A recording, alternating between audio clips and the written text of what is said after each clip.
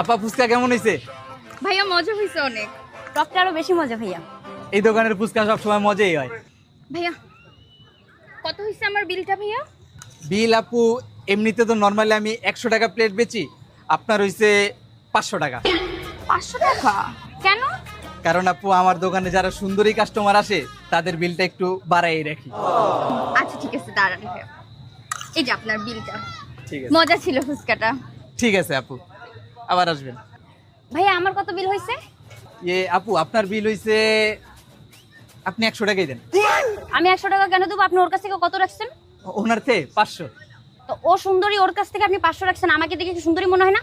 ওর কাছে যদি 500 টাকা হয় বিল, আমার কাছে 1000 টাকা বিল হয়েছে। হ্যাঁ 1000 টাকাই আছে, নেন। ওর থেকে আমি বেশি সুন্দর, বুঝছেন? আমি কি কম সুন্দর নাকি? আমি অনেক সুন্দরী, ওর থেকে বেশি সুন্দরী। ঠিক আছে আপা, হ্যাঁ আপনি অনেক সুন্দরী। Thank you. যান। হ্যাঁ 2 প্লেট ফুচকা 1500 বেচ চালাইলাম, এটাই তো ব্যবসা। মায়ের কাছে এমনি ব্যস্ত হয়। 2 প্লেট ফুচকা লাগাও।